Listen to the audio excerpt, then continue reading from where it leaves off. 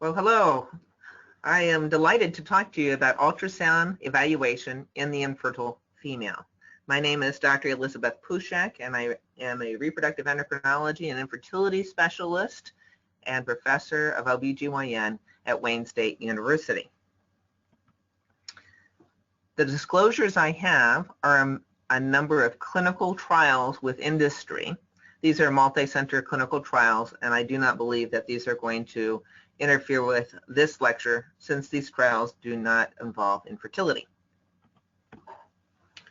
The learning objectives for today include describing the role of ultrasound in the infertility evaluation, discussing the consequences of abnormalities in the ovary, uterus, and tubes regarding infertility, and describing treatment options to optimize the fertility outcomes. The focus is really going to be on the fertility evaluation and treatment options for the fertility evaluation. We are not going to be discussing treatment options once the evaluation is complete. The lecture outline for today is going to focus first on the definition of infertility, discussing the differential diagnoses for infertility, and then how do we assess our workup for determining which differential diagnosis for infertility exists. We will look at the ovarian reserve testing. We'll look at common ovarian abnormalities. We'll evaluate the uterus and tubes. We'll show images of common uterine abnormalities, some common tubal factors, and we'll briefly discuss the fertility treatments regarding some of these abnormalities as we go through these abnormalities, but again, not focusing truly on IVF or infertility treatments. And then we'll conclude. So when we think about infertility, its diagnosis, and when to do the evaluation, we need to realize that it's very prevalent in the United States. About 85% of U.S. couples conceive within 1 year, and this means there's at least 15% infertility in the country. 1 year of unprotected intercourse without resulting in a pregnancy is the definition. It is not 1 year of trying, it's just 1 year of exposure.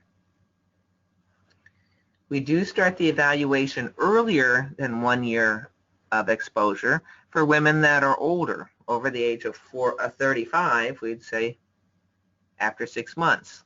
Over the age of 40, we'd like to get that evaluation happening immediately or very soon. And then, of course, if there's any history of a known cause, like somebody doesn't ovulate, then they should be evaluated sooner as opposed to later. And since infertility is really a couples disorder, we evaluate both partners concurrently. Traditional evaluation of the infertile couple focuses first on getting a history for both the female and the male. We do a physical exam, often focusing on the female's physical exam, and then if there's an abnormality in the male's laboratory assessment, like a semen analysis, then we'll look at doing the male's exam. We do preconceptional counseling, and then the evaluations for infertility include laboratory tests, a variety of different tests for ovarian reserve testing, ovulation detection, uterine cavity and tube evaluation, and then the semen analysis. When we think of the causes for infertility, about 40% of the time there's a male factor cause, about 40% of the time there's a female factor cause, and that leaves about 15 to 20% that's unexplained. That already adds up to 100%, but there can be more than one cause per couple. So about 20 to 25% of couples will have more than one problem. And this is why it's so important to evaluate both members of the couple concurrently, as opposed to identifying one factor and then treating it and finding out that, say if a woman's being treated for anovulation and we treat her for several months with a medication to make her ovulate and find out later that the male doesn't make sperm, well, that would be a problem. So we try to do this evaluation, and we can do it within about a month's time, and I'll show you that in a minute. When we think about the differential diagnoses, these are ones that have been reported nationally. It's the only national database that we have which is through the CDC, and it is available to the public. And this just shows you that by the time couples are making it to do IVF, that the diagnoses may include tubal factor, uterine factor, ovulatory dysfunction, diminished ovarian reserve is one of more common abnormalities, endometriosis, male factor, again, similar in frequency as the diminished ovarian reserve, and then a number of other factors or multiple of factors. Our traditional evaluation has been an assessment of the male with a semen analysis. The assessment of the female is to look at each aspect of the organs that we already named. So for the ovaries, looking for ovulation with either an over-the-counter ovulation predictor kit, a basal body temperature chart, although we're not seeing those quite as often anymore. When patients bring either of these in, we're happy to review that. And then looking at a progesterone level that's over 3 or 4, depending on the assay system one's using, that can be an indicator that she's already ovulated. The traditional evaluation of the uterus has been with a hysterosalpingogram or an HSG, and then the cervix is typically evaluated by a physical examination. We tend to rule out other disorders like thyroid disease with a TSH, and we look for prolactin disorders. These can be subtly off and impact infertility. So it's very important to assess those as we go. So when you think about this traditional evaluation, we can do all of this within a month's time. So this is a typical basal body temperature chart where we can see a low temperature at the beginning of her cycle. The period is starting here up at the top the first few days, and her temperature is low, and then she'll test her temperature at first thing in the morning, and when she's getting close to ovulation, there's a low temperature, and then once it rises above about a half a degree to a degree and stays up, then she's already ovulated. And it's the progesterone that makes that temperature change, that core temperature change. So if we think about the initial evaluation of the traditional female infertility and evaluation, the baseline laboratory test may be done early in the cycle with an estrogen and FSH level. Typically, an HSG would be done early in the follicular phase before ovulation. The progesterone will be done after ovulation, maybe about a week later. And the semen analysis actually can be done anytime during the menstrual cycle. But you can see with this kind of evaluation, we can get it all done within a month's time. So it's not something that's drawn out over a long period of time. So when we think about this, where does ultrasound fit in? And we, along with the initial baseline laboratory tests, we'll do a baseline ultrasound to see if there are any abnormalities in the pelvis. And this is usually including an assessment of the ovaries and the uterus with both. I typically do 2D and 3D. Not everybody does 3D ultrasound, but it's a great way to pick up the uterine anomalies. And then instead of using an HSG, I've replaced the HSG with a saline infusion sonohysterogram. We've been seeing a trend in this direction over the last few years, several years. And it's very effective means for looking at the uterus, and it fares well with looking at tubal patency with some of the newer technology. So this is how we see that ultrasound is playing a greater role in the infertility evaluation. The baseline ultrasound infertility is best done in the early follicular time. We typically will do it on cycle day. CD is cycle day 2 or 3. This tends to be the most informative time in the menstrual cycle because there shouldn't be any cysts in the ovary at that time. This should be a quiescent time period, so the ovary should be quiet, and the lining of the uterus should be fairly thin. So the heavy part of the period has already occurred, and the lining should be thin. We use a transvaginal probe because that'll be closest to the uterus, and then we take a systematic approach. Typically, we'll have the patient empty her bladder prior to starting the pelvic ultrasound, and then it's important to watch the screen as replacing the transvaginal transducer. This allows you to see if there's any fluid left in the bladder. Where you identify the bladder, you're actually going along the vagina. It's easy to see the cervix, and then that cervix helps point in the direction of where the uterus is going to be. So you can get an orientation to the uterus, and it makes it very easy to find.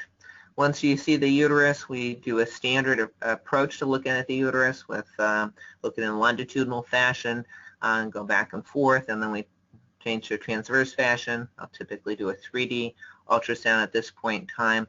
We're measuring the standard measurements of the uterus, and then we're looking for the ovaries, note the location, size, and number of follicles. We're particularly interested in what's called the antral follicle count, which I'll go over in a few minutes, because that gives us a little bit of an indicator of the ovarian reserve. Again, 3D ultrasound can be very helpful, particularly to look at the uterus. In looking at certain uterine anomalies, it may be better to do the 3D in the luteal phase or with the saline infusion sonohysterogram, but the baseline ultrasound is a great place to start when we don't know if there's a likelihood for an abnormality or not. So what can't ultrasound do? In this initial evaluation, we're typically not picking up things like minimal or mild endometriosis, although there are a number of papers now looking at how we can detect endometriosis with ultrasound. Certainly the endometriomas will have the cyst in the ovary, which can be very characteristic, and we can detect that with ultrasound. And if there's a lot of scar tissue where it's dense, we're going to be able to pick that up with an indirect measure with how the uterine and ovarian structures move. But the filmy adhesions we're not going to detect. We're not going to have a direct measure of pelvic adhesions by appearance on ultrasound. And then some of the subtle or smaller tubal abnormalities we may not detect on ultrasound, although hydrosalpingogram would be something that we'd pick up easily with ultrasound. So let's start with our evaluation of the ovaries. Typically, the baseline ultrasound, we're going to be doing the ovarian measurements. We're going to be looking at what's called the ovarian reserve, and I'll talk about what that means. We'll look for polycystic appearing ovaries. We'll look for ovarian masses. And then the question mark here is, should there be a series of ultrasound for ovulation detection? Well, it's not cost effective to do multiple ultrasounds to see if somebody is ovulated or not. You certainly can detect a follicle and watch it grow and then watch it collapse, but it's just not a cost-effective way of doing that. So we focus on the other tests. For an ovarian reserve test, our goal here is to identify women who would be either at risk for a poor response or for a good response to medication, or even better yet, it would be great if we had an ovarian reserve that would tell me that this person's likely to be successful with pregnancy, or this one is not going to be likely with pregnancy. That would be an ideal goal for an ovarian reserve test. Unfortunately, most of our ovarian reserve tests predict the response to medications and not the pregnancy rate. The different tests that are available are a cycle day, 3 FSH, and estradiol levels. These we typically would want low. Depending on the laboratory, it'll often be a number that is less than 10 or 11. We will also have more recently focused a lot on the anti-Müllerian hormone, and this assay has improved dramatically over the years and can give a very good indicator regarding response. And the ultrasound measures that we're looking at for ovarian reserve would be the ovarian volume and the antral follicle counts. So the ovarian volume can best be done in the early part of the cycle, so we don't have any cysts in the ovary, and we'll do the standard measures of the ovary with the length, height, and width, and a lot of ultrasound machines now are calculating the volume for you already. If you don't have one that calculates the volume for you, you can use a modified ellipsoid formula to calculate the ovarian volume. The normal size varies by whether she's premenopausal, PCO, or postmenopausal. The PCO characteristic here is been consistent with the Rotterdam criteria of more than 10 centimeters cubed. Would be consistent with the PCO appearing ovary. the ovary is very sensitive to estrogen, so the premenopausal and postmenopausal ovaries tend to be smaller. The ovarian volume can also be done with a 3D approach where we're outlining the ovary in different planes and we get a volume this way. And we thought that might be more sensitive and accurate, and it seems to be sufficient to do it by either method. Ovarian volumes tend to be smaller when women have a poor ovarian reserve, where she's getting older, like over age 37, or she's gone through premature ovarian insufficiency. This says POF, but instead of failure, now we're using the word insufficiency, so premature ovarian insufficiency. Women, when they're on birth control pills, are not ovulating. Their ovaries are suppressed, and so the ovaries tend to be smaller on birth control pills. The ovarian volume tends to be larger in situations like polycystic ovaries. In women who have ovarian masses, their ovaries are going to have a larger volume, and if a woman's undergoing ovarian hyperstimulation syndrome, they're going to have a larger ovarian volume. Interesting, those patients that do have a larger ovarian volume due to a PCO appearing ovary are at increased risk for ovarian hyperstimulation syndrome. This is an example of an ovary that only has a couple of follicles, and this would be an example of a poor ovarian reserve. The antral follicle count on an ovary like this would be where we'd count each one of these little follicles that are less than 10 millimeters, and that would be how we'd count the antral follicle count. But this would be an example of an excellent ovarian reserve and a PCO appearing ovary. If we count these antral follicles, you'll see there are several of them. Our definition for antral follicle counts for ovarian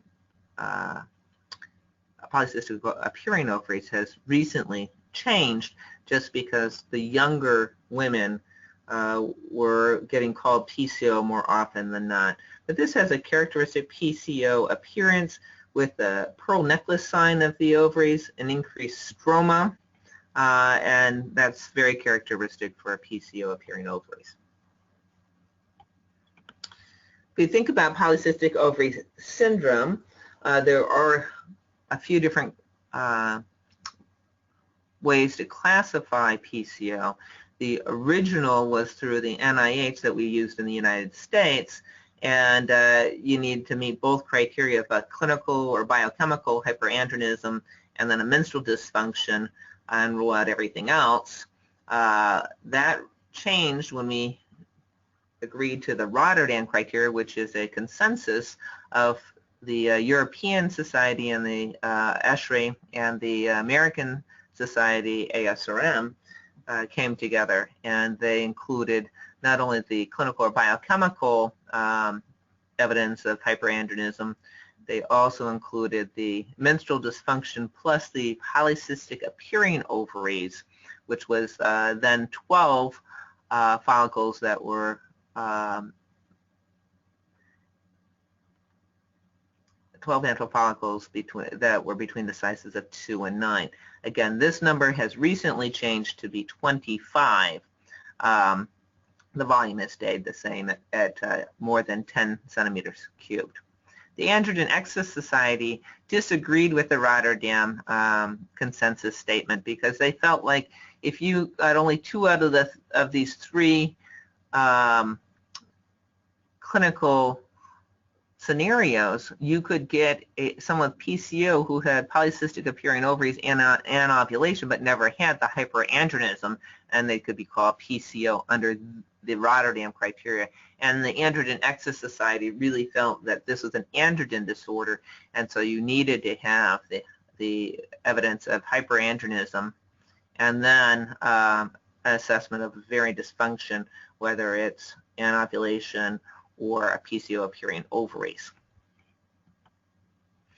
So it wasn't until these last two criteria that PCO appearing ovaries were adopted as one of the criteria for PCO syndrome.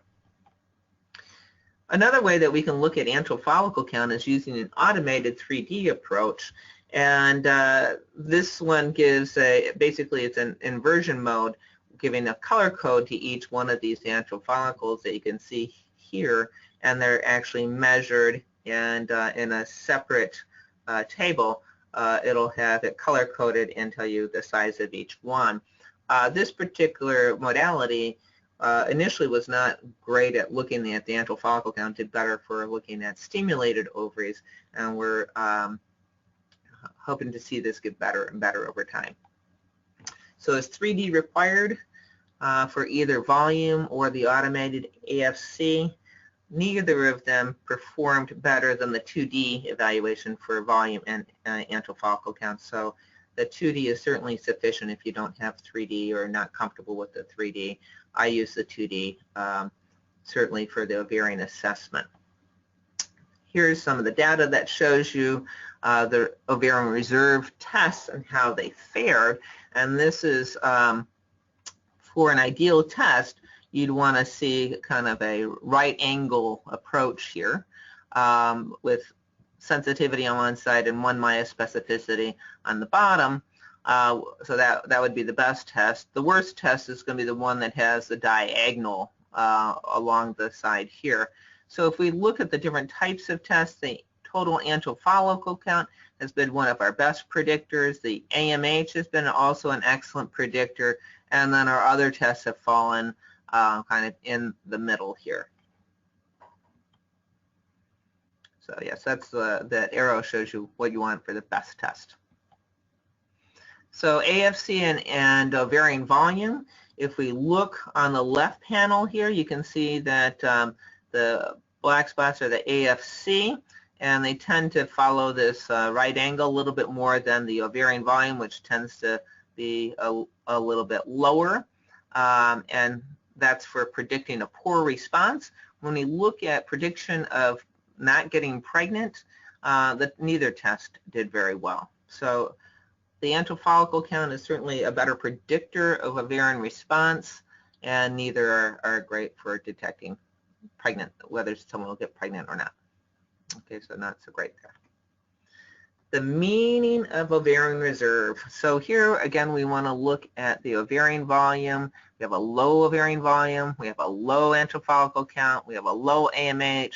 This person has a poor ovarian reserve. It might be due to age or premature ovarian insufficiency or birth control pills or some other reason why they have a very low approach would be some other hypoestrogenic effects. A high ovarian volume or a high AFC, so a high count or a high AMH, is suggestive that there might be an underlying PCO or an increase in response to medications or a higher risk for ovarian hyperstimulation syndrome. So we're going to probably treat her with less medication, and we will be much more wary after we do an ovulation induction to look for ovarian hyperstimulation. If we see a high ovarian volume and a low antral follicle count, well, then there may be more likelihood that there's ovarian cysts or masses that are giving us a false expectation regarding the ovarian reserve. When there is an ovarian mass in the ovary, it's going to artificially give you a lower antral follicle count. So we typically do not want to count the antral follicles when we see a cyst or a mass present in the ovary. So the ovarian reserve is used clinically very often. We use it to counsel our patients, to let them know that they'll be a good responder to medications, and we'll use maybe an average dosing, or they may be a hyper responder, maybe we'll use less medication, or they're going to be a poor responder, in which case we're going to need to use more medication and it'll be more expensive to them. So it really helps us with choosing the protocol and letting our patients know the expectation. And I think it's very important to let our patients who are very anxious to know what to expect when we're stimulating them with some of these fertility drugs. So we rely on the antral follicle count and the AMH for a number of these counseling regarding protocols. I still look at the FSH too. So the baseline ultrasound may also detect ovarian masses. Most of the masses that we're going to see in a reproductive age woman are going to be physiologic, like a follicular cyst or corpus luteum. There may be a simple cyst that resolves the next month, so these could be a functional cyst of one form or another. Pathologic cysts that we tend to find in the reproductive age women tend to be things like endometriomas, some teratomas, and it's certainly a lot less likely to see any borderline tumors or malignancies. However, if we see something we're worried about, we certainly would want to do a further evaluation of the pathologic abnormality prior to doing any fertility treatments. And to further assess this, it may be repeating the ultrasound in a month, or if there's something we're particularly worried about, it may be going to laparoscopy or doing some testing and sending her off to GYN oncology. So I'm going to show you some common masses that we see in the ovary. And usually when they're seeing a cyst or a mass in the ovary, I always want to use Doppler to evaluate this mass. So here we see a simple cyst here. The blood vessels seem to be over here. I'm not seeing too much going around here. This is a simple cyst, and we'll often repeat this in a month to see if it's gone away right at the beginning of her cycle to see. Again, that's when the ovary should be the most quiet. Here's we see another ovary that's being measured here, and there's another cyst with some low-level echoes. You can see a little shadowing that's a little hyper intense behind here, and that's very common for an endometrioma. When we're seeing characteristic findings of an endometrioma with smooth borders, these low-level echoes, then our accuracy in diagnosis by ultrasound is about 80%, 90%. If it's atypical, then that is not true, but a typical abnormality, a typical appearing endometrioma is about 90% accurate. On this one, we're seeing two cystic structures. We're having the power Doppler here, and we can see vascular flow going around. This is a hemorrhagic corpus luteum cyst. Again, after ovulation, there's an increase in blood vessels that go around those follicles, and so it lights up very nicely for us. Again, these will resolve in a month's time. This one may look a little bit more scary when you're seeing a cyst like this that has both a liquid portion and a solid portion. We see these kind of a little unusual spicules here. This is one where if you just jiggle it, you may get a what we call a jello sign, and you'll see the solid part kind of wiggle like jello. Just by moving your vaginal probe up and down. This image was courtesy of Beryl Benassarath, and it is consistent with a hemorrhagic corpus luteum. Again, these are going to resolve. This is a clot. That's what the solid part is. If you run color over it, you're not going to see any color flow Doppler going into this area. It does jiggle, and it's just liquefaction of the clot, and it will be resorbed. This one is a stimulated ovary, and we see a hyperechoic area with some shadowing, and this is very consistent with a dermoid. And we do see a number of dermoids in reproductive age women. Of course, they don't tend to go away. This next ovary has vascularity going around it, and this is another hemorrhagic corpus luteum cyst. So they can have a variety of different appearances, and some of them look a little bit more worrisome than others. Again, they tend to resolve within the next, by the next cycle. One of the references that you might find very useful is an article entitled Management of Asymptomatic Ovarian and Other Adnexal Cysts Imaged at Ultrasound. This is a consensus statement of a number of experts in a variety of fields that are related to ultrasound regarding ovarian masses. And in this particular article, there are these templates that you can just pull out, and the whole idea was to give you a reference that you could actually use clinically that describes in words the different cysts that you can see that would have benign characteristics, an image of what that typically would look like, and then the recommendations regarding follow-up and any other comments. So we broke these into categories of cysts with benign characteristics, cysts with indeterminate but probably benign characteristics, and then cysts that we were more worried about, where we'd want to have a workup done right away and probably a surgical evaluation. So I hope you can find this article useful. The uterus, we do a baseline ultrasound on cycle day 2 or 3 to evaluate the uterus, and then later a saline infusion sonohysterogram is a great way to look at the uterine cavity, and then we'll also talk about tubal patency shortly.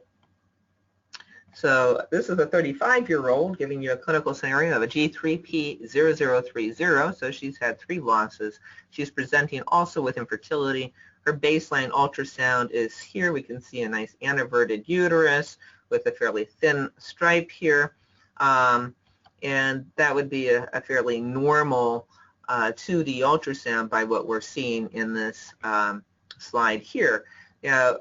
One reason I like 3D ultrasounds is because it can give you more information, and this same patient had a 3D ultrasound, and you can see here that it has a characteristic look of the uterus going off in one direction. This is a rendered view with the endometrium angled like this. It's very consistent with what we call a unicornuate uterus. We would not have detected this by 2D ultrasound at all. It takes 3D ultrasound to pick up this kind of abnormality.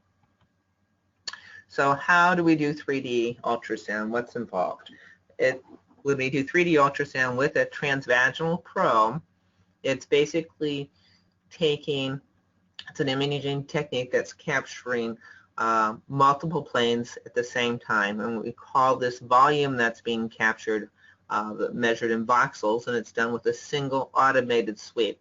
So basically you put a box around the organ that you're interested in and then activate it, and you'll get a sweep of that particular volume in 3 planes, longitudinal, transverse, and then what you don't see in 2D but you do get on 3D is the coronal view. And then you can look at the results of this automatic acquisition of the volume in either a multi-planar view or a rendering view, and it can improve the diagnostic accuracy of some of these uterine malformations. So here's a multi-planar view of the uterus. I'm going to describe the Z technique that was originally published by Alfred Abdelhamid. And basically when you do your initial capture of the uterus, you're going to get something that looks like this, 3 different planes, A, B, and C typically. And there's a little dot that comes up. And typically the dot is the same reference point wherever you are in A, B, or C. It's the same location. And so we utilize this technique to first take the dot, and we will move it to kind of the midline of where we want to be. And then we will activate each one of these planes so that it'll be in the horizontal view. So move the reference dot first to the middle of the endometrium, and that's that reference dot. And then we're going to focus on getting a coronal plane. So once we took that reference marker, moved it to the endometrium in the mid-sagittal plane, use the Z knob. So there's a X, Y, and Z knob, and the Z knob is the one that's going to rotate along the long axis in that panel A, and they're going to put it in a horizontal position. So we'll activate the plane B, which should have the uterus in the transverse plane, and then we're going to use move that same reference dot to the middle of the endometrium in plane B, and we will use the Z knob again to rotate it to the horizontal position. Once we have done that, then we look at the coronal plane, which is the C plane, and typically you'll see the coronal view right then, and you just are going to be using the Z knob to rotate the image into a vertical position. You may need to use a few minor adjustments to do this, but you'll get a nice mid-coronal plane. There's another knob that's called the slice knob, and it's important to rotate this so you're actually going through the whole coronal plane and you're not missing anything.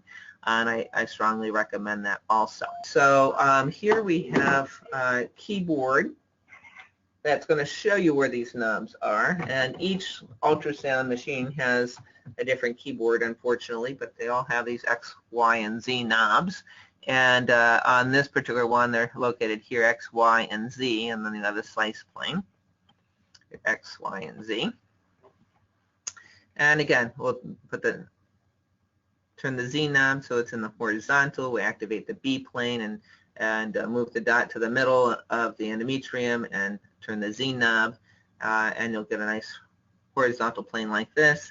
And then you'll rotate so it's in the horizontal position, and then we're going to activate the C panel and rotate with the Z. So you can see this happens to be a normal uterus as we've done this. You can see the top of the uterus and the inside of the uterus as this happens to be done during a luteal phase, which you notice because it's a thickened endometrium here. And it's a great way to look at the myometrium of the uterus and the endometrium of the uterus. So you can see the outside portion and the inside portion to see that that's normal.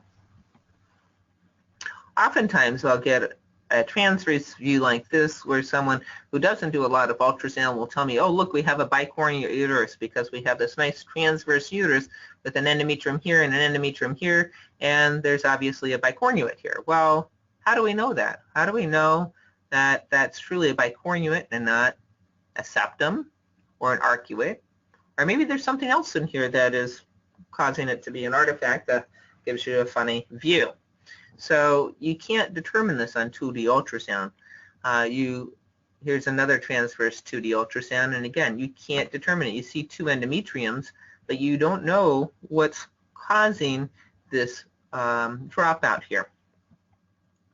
The Müllerian duct anomalies are where the uterus, which is made up of two Müllerian ducts, has not developed normally. So if we look at the categories that were initially described in the, at the time it was called AFS, American Fertility Society, now it's ASRM, but this was back in 1988 when it was first published, and there are other individuals that have described Müllerian duct abnormalities a little bit differently, but I think this one is pretty useful for us.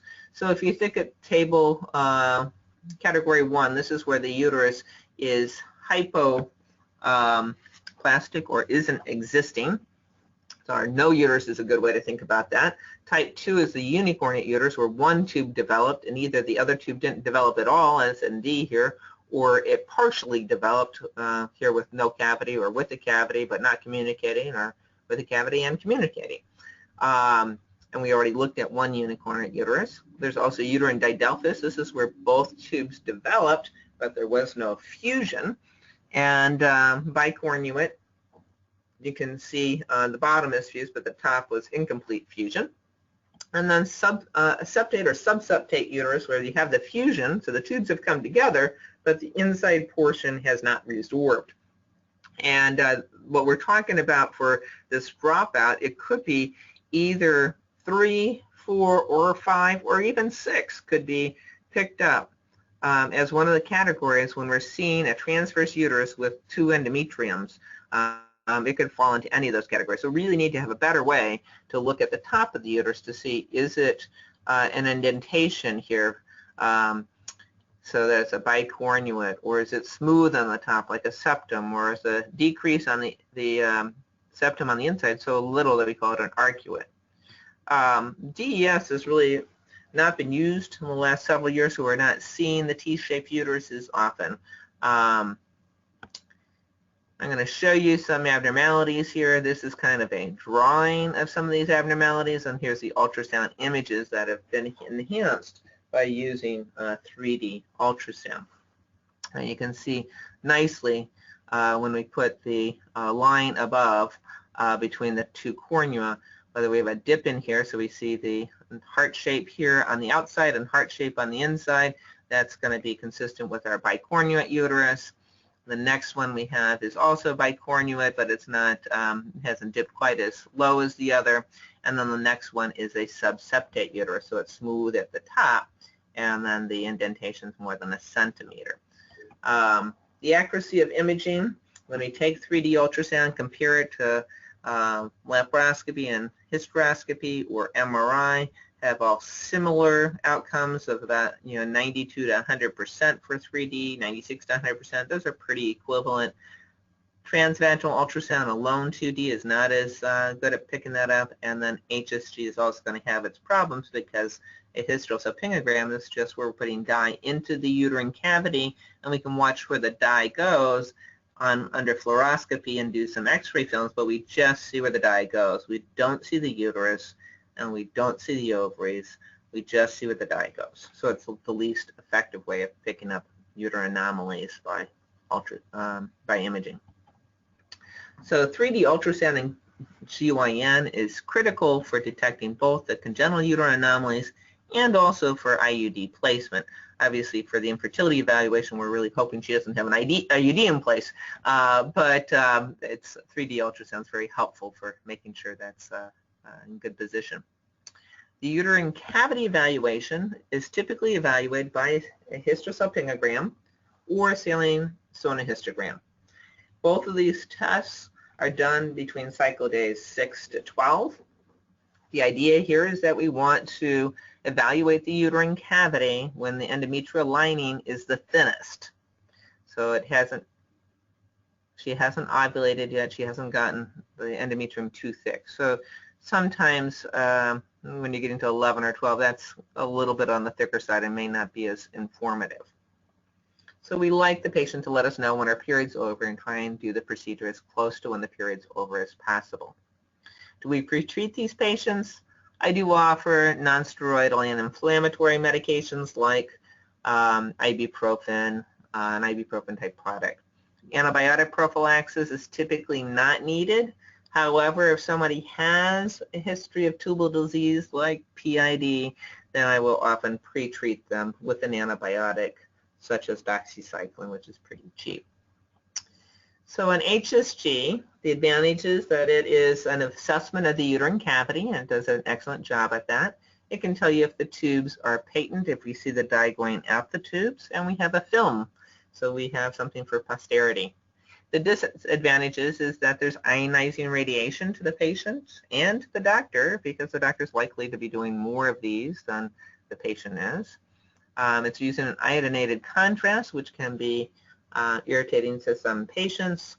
It has to be done in a radiology suite where we have the C-arm to do the fluoroscopy. We're only getting an evaluation of the interior contour of the uterus, not the outside, and there's pain associated with this procedure. The saline infusion sonohysterogram, in contrast, is done in the office, not the radiology suite, so it's in the gynecologic office. It takes a few minutes to be done.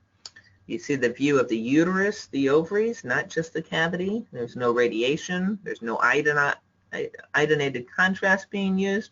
You can just use the warm saline or sterile water. It seems to be less painful. It's not, patients seem to be less anxious because they're in an office surrounding that they're familiar with people that they're familiar with being taken care of in the same office that they go for their usual gynecologic care or infertility care. It is okay to do this procedure if there's some bleeding. Usually lighter bleeding is better than heavier bleeding. When there is bleeding and there's a clot in the uterine cavity, sometimes that can be an artifact that can be misinterpreted. So you just need to know if she's having some bleeding and then keep that in mind. Often I'm doing this procedure without a tenaculum. I'd say 99% of the time I'm doing this procedure without a tenaculum, so it's less painful because of that as well. The disadvantages, some people argue that you can't see tubal patency as well. And in our practice, over 80% of the time we can tell if one or both tubes are open. Some others will argue that the disadvantage is the tubal anatomy. Well, certainly if there's a hydrosalpinx, that's a big factor for us in infertility. We want to be talking about removing that tube, or if it's a smaller hydrosalpinx, we might fix that tube. But we can't see the tubal anatomy, whether or not the folds are normal or not with this kind of approach. I would argue that that's less important for our fertility evaluation. So prior to doing a saline infusion sonohysterogram, typically we'll have that baseline ultrasound. We're going to be looking for any abnormalities before doing the procedure, like congenital uterine anomalies, fibroids, adenomyosis, adnexal masses, evaluation of the endometrium. We'll evaluate for any cornual tenderness. So we'll actually use the ultrasound and probe near where the tubes enter the uterus to see if there's any tenderness. If there's pelvic tenderness, then we'll stop the procedure and start an antibiotic and have her come back when she's not tender. And then we'll also be screening for uterine positioning as well. The setup for SIS is very similar to what we see for an HSG. We'll need a speculum, we'll need a container for something that we're going to use to disinfect the cervix, we'll need a mechanism for doing that. And usually I'll use large swaths, but you could use 4x4s, and then you'll need a syringe to draw up your diluent that you're going to use.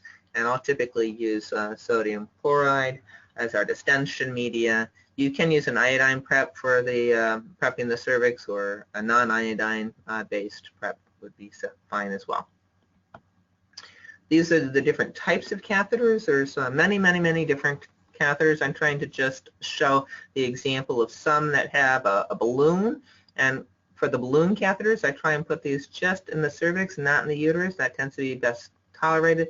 There's a little knob there that you can see, and I put that right at the external os, or just slightly inside the external os, so it stays in the cervix. This one has an acorn, and this is meant to go up against the external cervix so that it blocks the efflux of fluid. This can be moved up, so you can, the black mark is kind of an average uterine depth, so you may want to move this acorn up to that spot, or if she has a larger uterus, they'll have to move it back. If she has a smaller uterus, they'll need to move it up forward. And you can also bend this catheter, and it has some memory, so you can angle it whichever way the cervical canal goes, and you can place it, and you just hold this against the cervix. I usually use a ring forceps to help place this, and then remove that when I'm just injecting the fluid.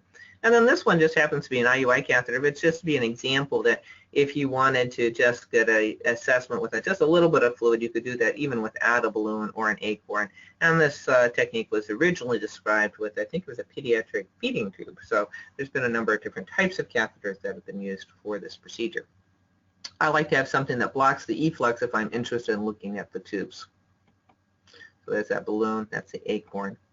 So choosing the catheter may be based on whether a person's been pregnant and delivered or not. So a nulliparous, you could use either one. For a multiparous, the balloon's often going to fall out of the cervix, so you either are going to have to place it in the uterine cavity, where it's going to be a little bit more painful. Just remember that if you place it in the uterine cavity for the evaluation, at the end of the procedure, you need to deflate the balloon so you can see the lower uterine segment well. You can use the acorn in either the nulliparous or the multiparous patient. So preference of the provider is usually what makes the decision on which catheter to use. And as mentioned, if you're going to use the balloon, it's best in the cervix, where it's least painful. The acorn, the advantage of the acorn catheter, does seem to be a little bit more rigid catheter, but it will need some guidance. So if we look at catheters and their placement, here's that acorn being placed at so that it's just at the external os, and it's kind of acting like a stopper here. And just remember, you can move that acorn up and down so it makes the right positioning for patients. Typically, that internal catheter will go up to the top here, but you can pull it back. And this is a balloon catheter. It can be in the canal or the uterine cavity. This one happens to be in the cavity. I tend to like it down a little bit further because I think it's better tolerated there. There was a nice study that looked at pain and catheter placement, and they found that the pain was less if it was intracervical as opposed to intrauterine for that balloon. And the time was the same for the duration of each approach, and the volume of descending media tended to be less if you had the balloon in the cervical area as opposed to the uterine area. So again, another suggestion to try and keep it in the cervical canal if possible. Randomized controlled trial with looking at pain with the saline fusion sonohysterogram catheter. They used 69 SISs with a balloon, placed it intracervically, with 34 were in the uterus. They used the VAS pain system where you're looking at the face, and they found that it tended to be a higher pain level with people who were nulla gravida as opposed to the multiparous patient. And again, the cervical canal did better than the intrauterine for the initial placement. By the end of the procedure, it didn't make a whole lot of difference here. And the time was similar, and the volume was significantly less for those that had the balloon placed in the cervical canal. It's best to avoid touching the fundus, whichever method you're going to use. The fundus, when touched, is painful for patients, and they're more likely to have a vasovagal response. If you don't touch this, the fundus of the uterus, it tends to be the vasovagal response is pretty rare. So this is what we see on 2D ultrasound. As we're placing the fluid into the uterine cavity, you'll see that the endometrium separates and the fluid appears dark. On the transverse view, again, it's a 2D. We're going to see the uterus being distended. And when it's nice and smooth, this is a mid position. When we're seeing it closer to the cornua, you're going to see it look more like a lemon. And when we're doing a 3D capture, this one happens to be a rendered view where we have a box. So we've gotten our 3D view, and if we wanted to just have the multi-planar, then we wouldn't have this box here, and we just could rotate things based on where the green dot is. In this one, it's a rendered view, so we have a box here, and we can change that size of the box. I usually try and keep it a little bit smaller so I can look at the uterine cavity, and we can rotate this around, and we can see here the rendered view, so we're actually seeing the uterine cavity here. So with the SIS with 3D, we get this nice rendered view, and you can see this cavity very nicely.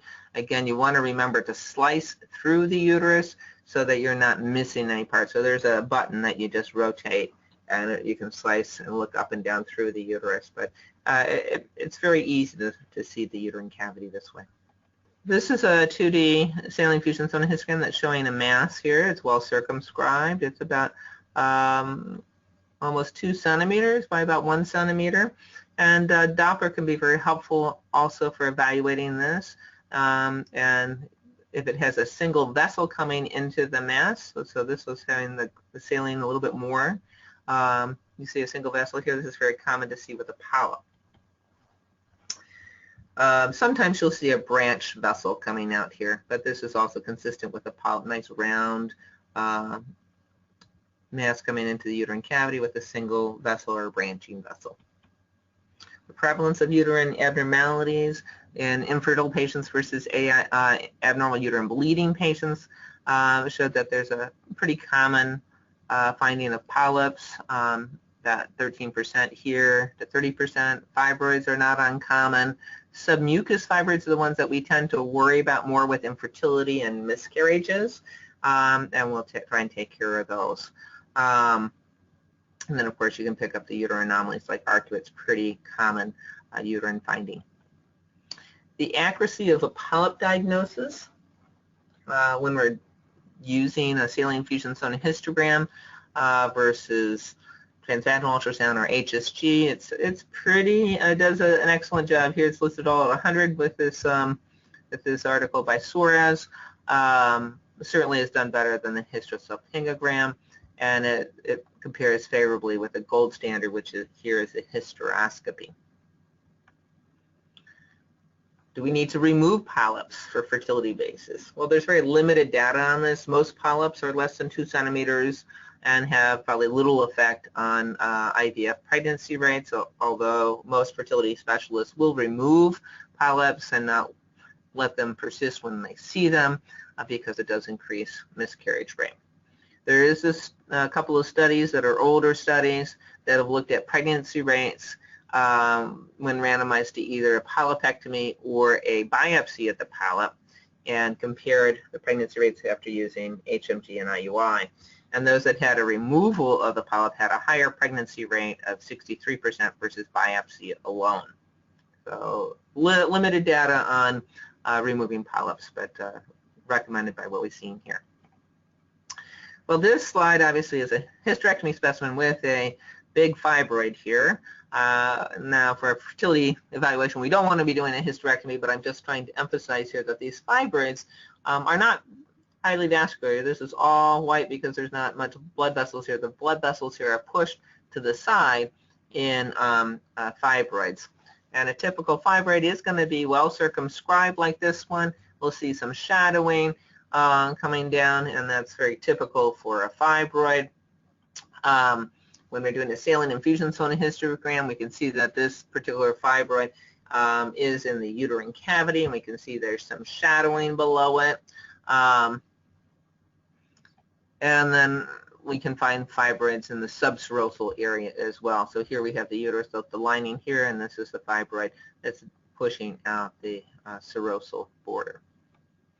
So happens to be a hypoechoic fibroid, a little less common. So when we're doing our baseline ultrasound, we should be able to see a number of these fibroids, and this one happens to be indenting the endometrium, so we'll be a little more worried about where this one is located, and we'd want to think about doing something more with that one. Some fibroids can be difficult to see. We can see a uterus here, you said suggestion of a mass, and when we use Doppler on it, we can see that there's a number of blood vessels that are on the outside of it, which is consistent more with a fibroid than, say, a polyp. Saline infusion sonohistograms can be very helpful with locating where the fibroids are. This happens to show that the fibroid's attached anteriorly and has, again, some shadowing here. So it's important to classify fibroids, and when you're doing a gynecologic ultrasound, I always like to identify where the fibroids are located, not only by submucosal, intramural, or subserosal, but I using the recommended FIGO typing more and more frequently now. The ones that we're most interested in from the fertility perspective are going to be the 0, 1, and 2, because the 0 is the one that is completely in the uterine cavity and will be one that we'll definitely want to remove. The type 1 is also impacting the cavity, having less than 50% in the myometrium, so more than 50% in the uterine cavity, again, one that we'll want to remove. And then the type 2 is the one that's going to be tougher. It has more than 50% in the myometrium, but it still can have an impact on the endometrium, and so we get very worried about that. There's not a lot of vascularity in these fibroids, so if an embryo tries to implant over the fibroid, we fear that there'd be less nutrients and a higher incidence of miscarriage. And we do see as we remove these that they have improved pregnancy rates with lower miscarriage rates. So this happens to be an older 3D volume. We have that transverse uterus. We see something's going on here. The longitudinal portion, again, a little bit unclear, but this coronal view during the luteal phase shows the endometrium nice and white, and we can see that there's a fibroid here in the like a type 0 in the uterine cavity, and then we see another one that's impacting the cavity in the coronal area. Yet does not bulge out the serosal border. And again, that would give us a type 0 and a type 2, and the saline infusion sonohysterogram can be helpful for that. But whenever we're worried about a type 2 fibroid, we want to make sure that we're looking at where that serosal border is. If we're thinking about removing this from a hysteroscopic viewpoint, we're worried about whether or not we're going to end up perforating the uterus. So typically when I'm doing these, I'll just shave them down, and I'm not digging into the myometrium at all. But I do measure that distance between the border of the fibroid and the serosal border to help guide the gynecologist who's using my report, or to help guide me in the operating room. And again, we can measure that very easily on this 3D coronal view. The coronal views can be very helpful, especially during the luteal phase, because the luteal phase is like an internal contrast material where the endometrium really lights up, and you can see by these arrows where there's a fibroid indenting the cavity. Again, the type 0, 1, or 2 can help us determine what type of surgical approach we're going to take. If it's type 0, we're going to counsel the patient that we're likely to remove the entire fibroid as long as it's not too big, usually less than 3 centimeters. At type 0, we can get out with one hysteroscopic procedure. At type 1, I'm typically doing these hysteroscopically only, and they tend to come into the cavity as I shave it down to the endometrium, and then I'll let the uterus contract and it'll come more into the cavity, and we can often get most of that to fibroid out as well. The type 2s either have to have multiple hysteroscopic procedures or go for abdominal myomectomy. And so the ultrasound can be very helpful for planning our operative procedure. Intrauterine masses, again, do increase our miscarriage rates and decrease the pregnancy rate, so we do like to get these fibroids out of the uterus prior to fertility treatments. When you think about fibroids and their impact on fertility, there's been really no large-scale studies looking at patients that have multiple fibroids and large fibroids and their impact on fertility. Certainly there are many patients with infertility that have fibroids. We also have many patients with fibroids that conceive easily. So it tends to be a clinical opinion that fibroids play a role in infertility, and we usually will have that as a back burner diagnosis as opposed to a true cause. But it can be a cause in 2 to 3% of our patients.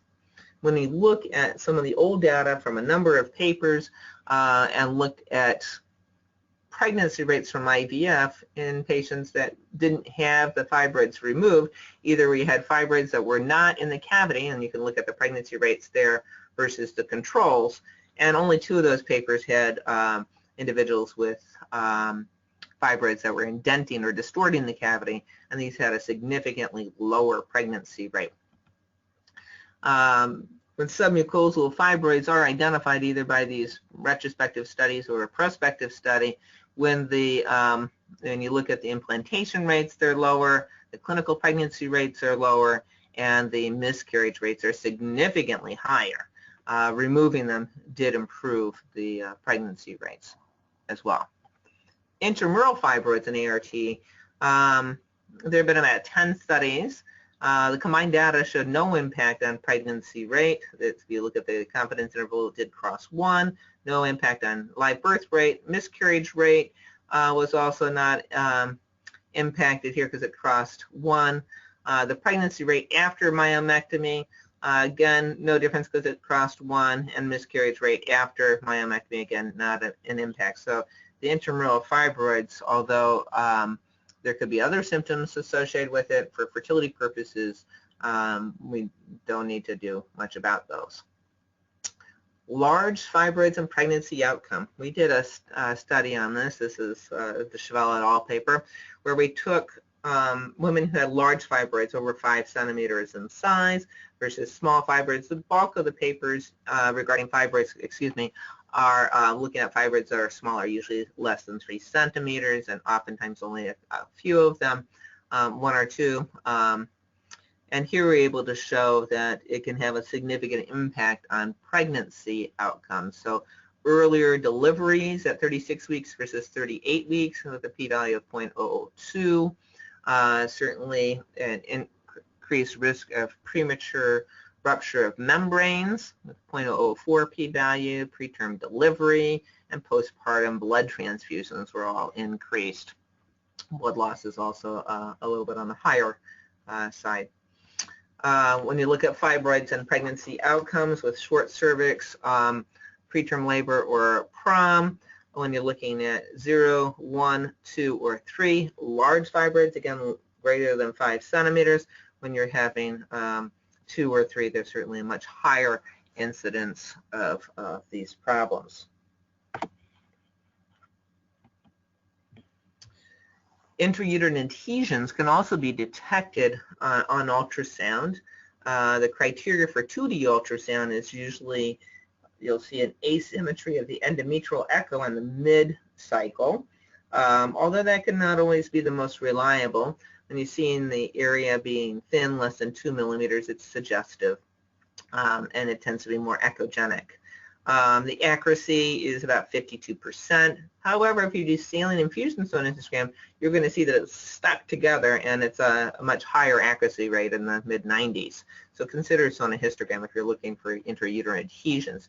This is showing a filmy adhesion at the arrow. You see again the fluid in the uterine cavity, and the adhesion is that white line shown at the arrow. Now, uterine synechia may be detected on hysterosalpingogram like you're seeing on the left side where the arrowheads are. Again, you can see that on saline infusion sonohysterogram with a transvaginal ultrasound with this retroverted uterus, and these are some adhesions at this arrow here. When we're operating, these adhesions look like bands, and we can just cut them, and we'll usually treat them with higher dose estrogen and keep the uterine cavity separated, maybe with a balloon for a period of time. But it's very important to remove these in order for implantation to occur. So usually the treatment is a surgical approach, removing the scar tissue, again placing that balloon that will keep the edges of the endometrium apart while the endometrium is healing, and we'll usually use a higher dosed estrogen to help build that endometrium quickly, leaving the estrogen on board for 1 to 2 months, and then give them a withdrawal bleed. Certainly we can reevaluate the uterine cavity with another saline infusion sonohysterogram to see if it's really resolved. Now, what about tubes? When we're thinking about the uterine evaluation, we also want to be thinking about whether the tubes are patent or not, or are they normal or not. And with an ultrasound, normal tubes should not be seen. If we see something that looks like a hydrosalpinx, we might see that be a tubular structure or incomplete septa or cogwheel sign or small round projections, a waist sign, or sometimes you'll just see a compilation of 2 or 3 cysts kind of lined up that will give you a hint. If you just turn your probe, you'll see that it's actually a hydrosalpinx with just bent on itself. So here is a pretty clear looking hydrosalpinx that shows up pretty nicely here. When you look at Patel's paper, he nicely identified the tubular structure, the incomplete septum here, the cogwheel approach that shows that inflammation with the clumping there, and then the laparoscopic approach seeing the hydrosalpinx there. So in Dr. Patel also described what was called a waist sign. So if you see a tubular structure with this indentation here but no septum going across, this is highly characteristic of a hydrosalpinx as well. And he looked at the different types of findings that we often describe with hydrosalpinx and compared it to other abnormalities that we might find. He did a likelihood ratio and found that, you know, these findings are between 2 and 20-fold likelihood that you're going to see a hydrosalpinx if you see these ultrasound structures. So once we pick up a typical structure, it's pretty likely that it's a hydrosalpinx. Now, hydrosalpinges and fertility, a number of retrospective analyses and IVF cases have demonstrated that the hydrosalpinx impairs IVF outcome, reducing pregnancy rates by 50% and increasing miscarriage rates by 2-fold. So it's very important to find these hydrosalpinges and to appropriately counsel patients regarding these findings, plus the increased risk of an ectopic pregnancy if the tube is, you could still have a hydrosalpinx with a patency too. And these just do not function well, so the pregnancy could implant in the tube easily. So what do we do for treatments for hydrosalpinx? There have been a number of them that have described. Some have given prolonged antibiotics. This was not studied prospectively.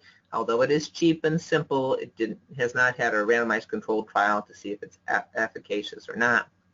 Aspiration or oocyte retrieval. Well, some of these older papers showed that there were no improved pregnancy rates or implantation rates by just aspirating at the oocyte retrieval. I suspect several of these are aspirated oocyte retrieval when people mistake a tube for a follicle. Just would be one that didn't get an egg in it. The technique that's been most useful is the surgical either tubal ligation or salpingectomy.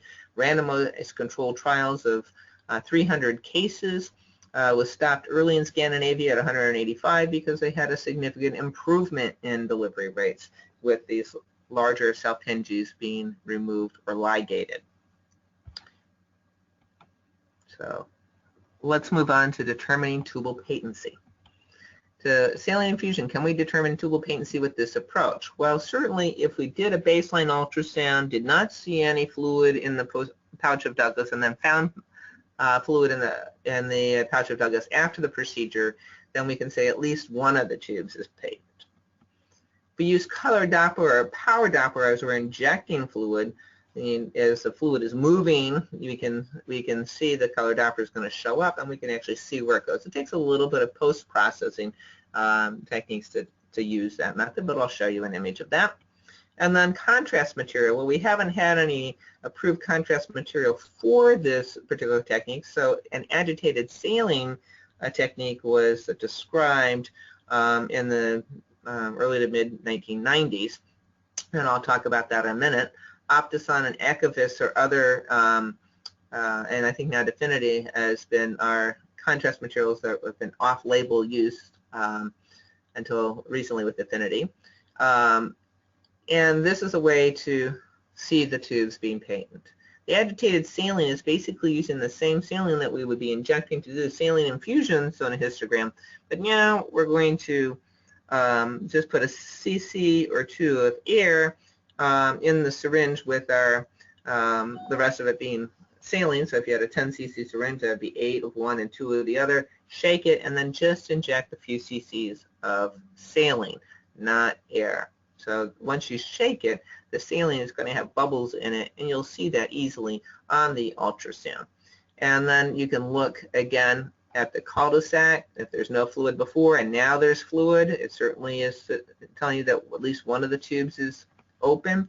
And if only one tube is open and the other tube is blocked, the pregnancy rate only goes down by about 5%. So it certainly is sufficient if that's the only thing we find out. However, if we're doing the power Doppler, we can see where the color flow is and do post-processing. We can see that this tube coming out here is spilling dye or spilling fluid with power Doppler, and that's showing tubal patency. If you use the air contrast, you can certainly see the bubbles in the uterine cavity. Again, that kind of lemon look here where you can actually see the proximal portion of the tube. You can see the bubbles going out here. You may not be able to track the bubbles all the way out to the end of the fimbria, but you can usually see the ovaries and see fluid accumulating, and usually fluid accumulating with a few bubbles in it around the ovaries. So I usually look for both the proximal and the distal fluid before I would call it patent. And SIS, we have 79% agreement when we're determining whether the tubes are patent with an 85.7% sensitivity and 77.2% specificity. So it's a pretty good technique. There have been a couple of devices that have been developed recently that have helped people who may not be as great at looking at the corneal area. And basically what it is that it's just a device to help you inject the fluid. There's an air chamber and a saline chamber, and you'll just drop the fluid here, and then you'll be connecting this to your catheter, and you'll inject it, and it gives you a kind of uniform bubbles and makes it really easy. Similarly, AbbVie came up with another technique to do the same thing, and it's just a different way to do an agitated saline test, and this has been allowing people who want to do saline infusion sonohistograms for patency determination a much higher likelihood of being successful looking at the proximal and distal tubes. And with this particular comparison between SIS and HSG, we can see that actually the SIS did better in sensitivity, specificity about the same, positive predictive value, negative predictive value. So it fared very well with the HSG. Ecovis has been available in Europe for a long time, and here you can see again the contrast going through the tubes, and you can see it over by the ovary here. That's not FDA approved for use in the US. Ultrasound in the infertility evaluation over this hour, we've shown that ultrasound has truly revolutionized the infertility evaluation. The entire evaluation can be done in the office. The ovaries are evaluated both on baseline ultrasound where we're looking at ovarian volumes, and we're also looking at antral follicle counts during that baseline ultrasound to predict response. The antral follicle count tends to do exceptionally well with helping us determine which protocol to use. It's also a good place for us to rule out any ovarian pathology on that baseline ultrasound. The uterine pathology certainly can be detected with congenital uterine anomalies, polyps, fibroids, adhesions. Both the 3D and the saline infusion sonohysterogram will help us with identifying these pathologies. And then tubal patency and hydrosalpinges are easily detected with the use of ultrasound and saline infusion sonohysterogram with an agitated approach. SIS has the ability to replace HSG, and it has replaced HSG in 18% of offices in the United States at this time. Ultrasound has become a mainstay in the infertility evaluation, and I certainly hope that you have found that this presentation has been helpful. If you have further questions regarding the infertility evaluation and the use of ultrasound, please do not hesitate to contact me. I left my email there for you. So thank you so much.